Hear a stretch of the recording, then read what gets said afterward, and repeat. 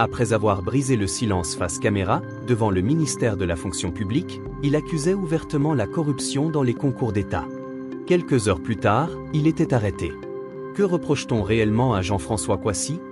Dénonciation citoyenne ou vérité qui dérange? Il faut dire que le premier droit de l'homme, c'est le droit à la vie. Le deuxième, c'est la liberté. La liberté se décline en liberté d'aller et de venir, liberté d'entreprendre, liberté d'association, liberté de réunion et surtout la liberté d'expression.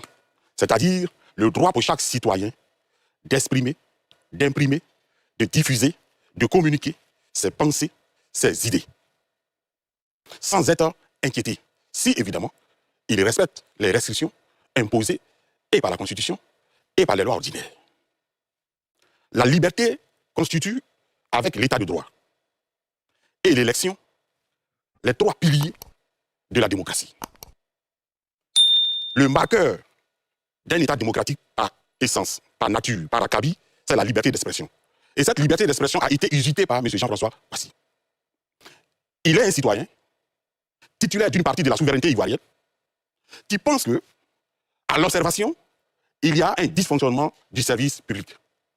Il passe donc par un canal, les réseaux sociaux, pour exprimer sa pensée. Est-ce qu'il a été dans l'outrage? Je ne pense pas. Dans les injures? Je ne crois pas. La réponse apportée par le pouvoir public me paraît disproportionnée. Dans un état de droit, dans un état de liberté, M. Jean-François Kouassi fait une publication, une vidéo, où il met, n'est-ce pas, en évidence un certain nombre de fautes administratives. Est-ce que c'est avéré ou pas? Le comportement du pouvoir public, c'est de l'inviter, de l'interpeller et de lui apporter la contradiction comme ça a été fait. Et de dire au grand public, ou bien utiliser même les mêmes moyens que lui, pour dire que ces affirmations ne sont pas avérées. Je pense qu'il ne faut pas donner l'impression que nous sommes dans un état policier, où la réponse répressive est la réponse à toute attitude du citoyen. Un citoyen peut se tromper même de bonne foi. Dans ce cas, on le corrige. Un citoyen peut dire des choses qui peuvent lui paraître vraies, mais qui, à l'analyse, à la confrontation des faits, peuvent s'avérer fausses. Il appartient donc aux personnes mises en cause de le démontrer. Parce qu'à cette allure, nous qui avons l'habitude de prendre la parole publique, d'intervenir dans les médias, d'écrire des livres, d'organiser des conférences, nous sommes inquiets. Parce que oui, nous pouvons nous tromper. Tout à l'heure, j'étais en contradiction flagrante avec mon ami, mon jeune frère André Sylvain Conan. Il a dit des choses qui, juridiquement, ne me paraissent pas correctes. Je l'ai porté la contradiction. On ne va pas pour autant porter plainte pour dire que... Parce que dans les éléments de M. Jean-François Kouassi, comme je le disais tout à l'heure, la liberté d'expression est encadrée. La liberté d'expression, ce n'est pas l'injure, ce n'est pas l'outrage, ce n'est pas la diffamation. L'injure, l'outrage, la diffamation ne sont pas des opinions. Ce sont des infractions. Est-ce que dans son cas, il n'y a pas de diffamation? Je ne le crois pas. Okay. Je ne le crois pas. Et même si c'était le cas, vous savez, l'état de droit, c'est un état extrêmement difficile. Je vais vous donner un exemple. Tout récemment, concernant l'actualité internationale, M.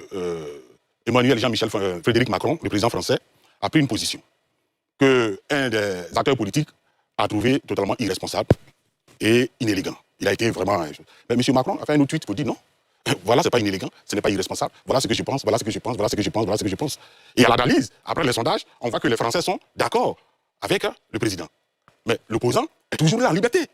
Il s'exprime. C'est comme ça un état de droit, un état de liberté. Mais si à chaque moment où on porte la contradiction à une autorité, à un pouvoir public, la réponse c'est le tout répressif, nous glissons. Mais justement, c'est là que j'aimerais qu'on puisse faire attention dans ce débat, parce que pour l'instant, à ma connaissance, en tant que journaliste, il n'y a pas de déclaration donc, au public, notamment du procureur de la République, qui lie donc l'arrestation de Jean-François Kouassi à ses prises d'opposition, notamment sur ce dossier. Nous ouvrons le débat pour poser la question donc, de la liberté d'expression dans notre pays. On réfléchit au cas où ce serait le cas. Vous avez totalement raison d'être prudente. Seulement, M. Jean-François Kouassi, jusqu'au moment où nous prenons place sur votre plateau, serait entre les mains des autorités policières. Sauf erreur de ma part. Nous avons vu une vidéo dans laquelle il a été interpellé brutalement par une autorité policière. Vous comprenez? Et c'est juste après, n'est-ce pas, son intervention dans les rues du plateau, que cela a été fait. On peut donc supposer, je vous donne le bénéfice du doute, on peut donc supposer que son arrestation par la police, par les autorités policières, procède de son acte posé. Et la preuve, nous sommes en train de parler de ça. Où il est aujourd'hui.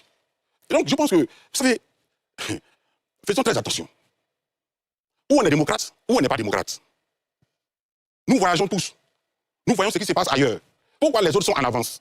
Parce que le problème, quand vous tuez la liberté, quand vous tuez la liberté d'expression, vous tuez les intelligences. Vous empêchez les intelligences d'entreprendre. Vous empêchez les intelligences de réfléchir, de créer, d'inventer. Et en ce moment, on tombe dans une société sclérotisée. D'accord, merci Geoffroy Julien Kao. André Sylvain Conon. Alors, encore une fois, je reviens. Quand un problème se pose, il faut revenir aux faits. Première chose, Jean-François Kouassi, à notre connaissance, selon les informations que nous avons, a été arrêté pour trouble à l'ordre public.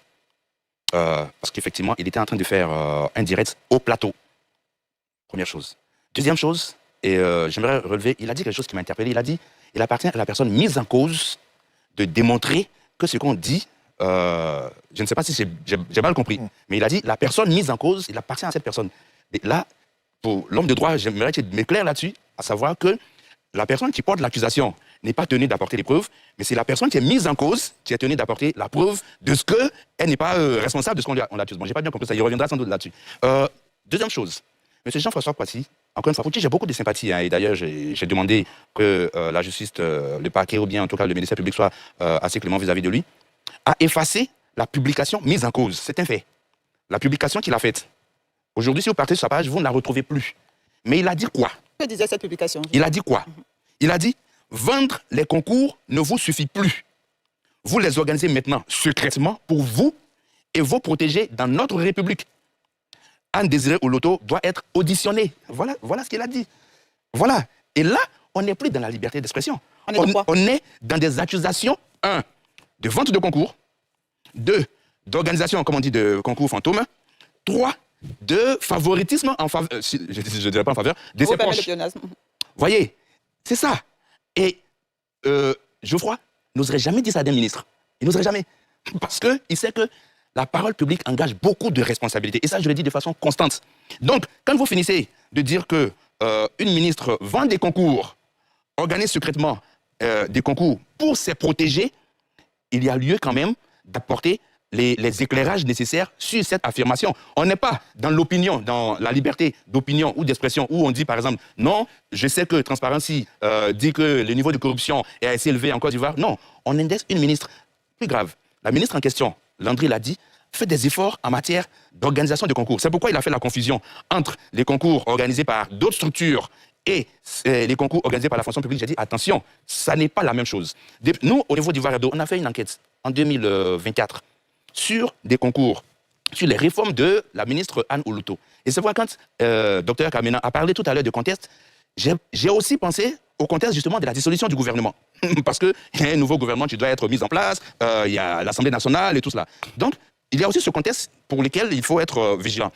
Le ministère de la fonction publique fait des efforts, je vous assure, pour être président des mutuelles. Quand vous faites des efforts et qu'on détruit ça par des affirmations totalement gratuites, souvent ça fait mal.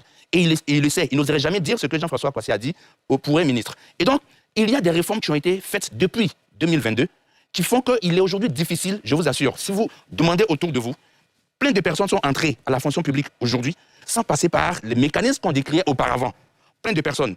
Il y a les concours d'entrée à la fonction publique qui sont organisés par le ministère de la fonction publique qui sont aujourd'hui dans un mécanisme tel qu'il est difficile de frauder. Vous en avez rencontré des personnes qui... Oui, bien sûr. Parce que, encore une fois, il y a beaucoup de confusion. Concours de CAFOP, de INFAS, de gendarmerie, d'entrée chez les militaires et autres, ça n'est pas la fonction publique. Vous voyez, petite anecdote, en 2024, il y a eu un scandale qui a éclaté sur la vente présumée de concours. Un informaticien du ministère avait été arrêté dans ce sens parce que, selon les investigations qui avaient été faites alors par Ivoire Hebdo, ils avaient pris de l'argent à des gens et espéraient glisser leur nom dans la liste définitive qui devrait être publiée. Sauf que voilà, les mécanismes qui avaient été mis en place par la ministre, on les a empêchés d'introduire ces noms. Il semble que c'est une pratique qui existait auparavant. Petite anecdote, le petit frère direct de la ministre, comme les gens le disent en Côte d'Ivoire, même, avait été accusé au cours de cette enquête. Il a fait la prison et la ministre n'a pas accepté d'intervenir. Ça a même créé une crise selon les informations qui m'ont été fournies par mon journaliste qui a suivi l'affaire. Ça a même divisé la famille. Et c'est à la suite d'une enquête policière qui a été exécutée sur plusieurs mois, que le petit frère, je dis bien, le petit frère est sorti de prison après qu'il a été établi que c'était quelqu'un qui voulait justement le mêler à l'affaire pour mettre la pression sur la ministre afin qu'elle n'aille pas jusqu'au bout. Donc il y a des efforts qui sont faits. Mais quand on dit que les concours sont vendus et qu'on indexe nommément une ministre, il faut apporter des preuves. Merci André Sylvestre. Landry Cuyot. Adeline, les pères, les familles que nous sommes, les aînés, les grands frères, les éducateurs, les enseignants, ces statuts-là nous mettent constamment en contact avec de jeunes personnes qui portent des ambitions, des projets. Ces personnes, le plus souvent, veulent donner de la voix, s'exprimer dans le domaine public. Mais je ne crois pas un seul instant que l'un d'entre nous puisse donner pour conseil à ces jeunes-là de s'exprimer de la sorte, que ce soit à l'endroit d'une ministre ou de qui que ce soit. Vous savez, un seul propos peut détruire une vie pour de bon. Il va vous falloir plusieurs années pour restaurer votre dignité. Nous sommes dans une société où il est aisé, au nom de la liberté d'expression, de détruire des vies, de détruire des carrières. J'ai toujours dit que la démocratie est un cadre, est un modèle de société et de gouvernance exigeant. Parce que la démocratie appelle chacun d'entre nous à participer à la gouvernance. Or, la gouvernance apporte des questions intimement techniques. Vous ne pouvez pas prétendre contribuer à la gouvernance de votre pays si vous n'avez pas un minimum d'instruction et surtout d'éducation. Et quand je parle d'éducation, je parle de valeur. Vous n'êtes plus un sujet. Vous êtes un citoyen ayant le droit de citer et de citer, donc de contribuer à haut niveau. Quand on a ces prétentions-là, il faut pouvoir les mériter par son attitude. Celui dont il s'agit n'est pas n'importe lequel d'entre nous. Monsieur Jean-François Kouassi avait pour prétention et ambition de se présenter à l'élection du président de la République de Côte d'Ivoire. C'est-à-dire qu'il a manifesté le désir de gouverner notre pays et 30 millions d'habitants. J'ai toujours considéré cela comme étant, au-delà du courage, un acte de haute responsabilité. Les conditions d'éligibilité ne lui ont pas permis d'aller jusqu'au bout. Il était présenté à l'élection des députés. Quand on a été dans ce processus-là, c'est qu'on fait savoir aux uns aux autres que l'âge n'est pas l'élément déterminant, mais c'est votre haut niveau de conscience. Mais quand on a eu cette prétention, on ne peut pas servir ça. Parce qu'on va vous traiter pour ce que vous prétendez être. Dire de quelqu'un ou lier une personne à des actes constitutifs d'infraction vous engage, vous, à apporter les éléments matériels devant permettre de pouvoir juger de la réalité, de la fiabilité, de la sincérité de l'information. Dans un état de droit, Evelyne, c'est aussi ça, que lorsque vous portez une accusation, vous puissiez vous assurer d'avoir les éléments. Et lorsque vous avez fait cela, il y a aussi le cadre, au sein de l'état de droit, qui est le cadre de justice, où vous êtes appelé à pouvoir faire valoir votre opposition avec les éléments. C'est aussi l'état de droit. Hein. Ce n'est pas que des droits, c'est aussi des obligations et des devoirs. Il a donc été appelé là. Si c'est pour ça qu'il a été arrêté, mais dans tout état de cause. Trouble à l'ordre public parce qu'il est devant la fonction publique, il fait une vidéo où il porte des accusations graves contre l'institution. Ce n'est pas que la ministre, c'est aussi les personnes qui s'y trouvent, vous vendez. Il est devant la fonction publique. Je peux vous dire pour anecdote, ce n'est même pas une anecdote parce que son avocat, puisqu'il a un avocat qui a été pris selon les informations qu'on a trouvées, il a été invité, vous voyez la vidéo, il y a un personnel de la fonction publique qui vient vers lui pour lui dire, viens, entrons. Tu as la possibilité de pouvoir saisir officiellement les services compétents afin d'avoir les informations, les réponses à tes interrogations. Il a refusé. C'est aussi son droit de ne pas vouloir. Mais lorsque vous mettez en pareille situation, comprenez que vous risquez aussi des choses. Donc il peut avoir trouble à l'ordre public, en tout cas c'est ce que la police a constaté. Elle va soumettre cela au procureur, au juge d'instruction qui va voir la pertinence de ce qui est reproché. L'état de droit aussi, c'est ça, Evelyne. C'est qu'on peut porter contre vous une accusation, mais il y a des autorités qui sont en charge de juger de la pertinence de ce que l'on vous reproche. Si on reproche, si ce qui est reproché à Jean-François Kouassi est jugé non pertinent, il sera remis en liberté. Maintenant, s'il y a une accusation qui relève de la diffamation et que les autorités judiciaires estiment qu'il n'y a pas de diffamation, à ce moment, il sera aussi remis en liberté. Mais l'état de droit aussi, c'est ça.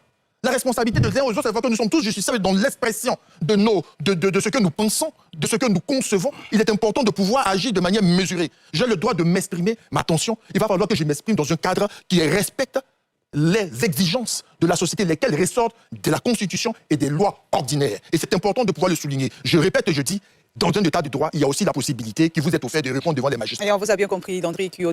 Merci d'être resté jusqu'à la fin. Donnez votre avis en commentaire. N'oubliez pas de vous abonner, de liker et d'activer la cloche de notification pour ne rien rater de nos prochaines vidéos.